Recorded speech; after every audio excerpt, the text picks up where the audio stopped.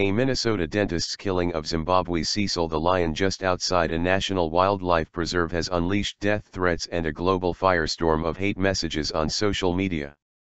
About 200 people protested on Wednesday outside the suburban Minneapolis office of Walter Palmer, 55, calling for him to be extradited to Zimbabwe to face charges. Palmer, an avid big game hunter, said in a statement on Tuesday he regrets killing Zimbabwe's most famous lion on July 1. He said he had hired professional local guides who secured hunting permits and believed the hunt was legal. Cecil, a rare black-maned lion, was lured out of Hwange National Park using a bait and was wounded with a bow and arrow, and not shot dead until 40 hours later. Cecil was fitted with a GPS collar for a research project by scientists from Oxford University and was one of the oldest and most famous lions in Zimbabwe. Palmer temporarily closed his office in Bloomington, Minnesota, on Tuesday as criticism grew of his killing of Cecil and negative business reviews flooded Google and Yelp. The lion's death has spawned half a dozen petitions on Change.org and calls by animal rights groups for U.S. laws to protect big game animals and prevent hunters from bringing trophies back to the United States. Bloomington Police are investigating threats against Palmer, whose location is not known.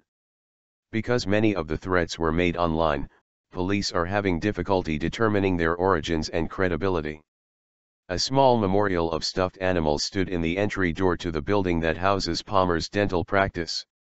Signs taped to the door said "Rot in hell" and "Palmer, there is a deep cavity waiting for you."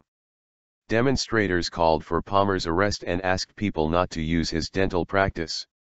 "Walter, you are a murderer, you are a terrorist," said Rachel Augusta, a Minneapolis resident and mentor coordinator at the Animal Rights Coalition, which organized the protest. Even Minnesota Governor Mark Dayton weighed in. "It's an iconic lion," Dayton, a Democrat, told reporters.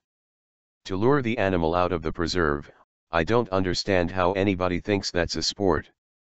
I just think it is horrible."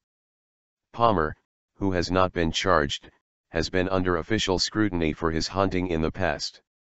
He pleaded guilty in 2008 to a federal charge of lying to a U.S. Fish and Wildlife agent about a black bear hunt in Wisconsin 2 years earlier. Palmer was sentenced to 1-year probation, fine $2,938. He had been accused of killing a bear outside his permitted zone and then hauling it back 40 miles, 64 kilometers, inside to register it with authorities.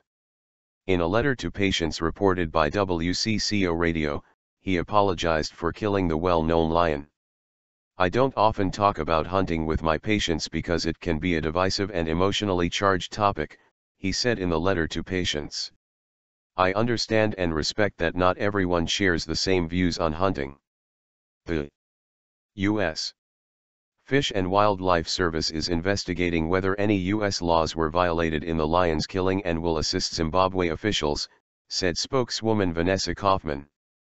Palmer said in his statement he had not been contacted by authorities in Zimbabwe or the United States and would assist in any inquiries.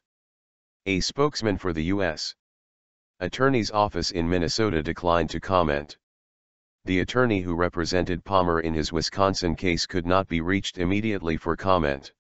A professional hunter, Theo Bronkhorst, pleaded not guilty in a Zimbabwean court on Wednesday on charges of failing to prevent an unlawful hunt.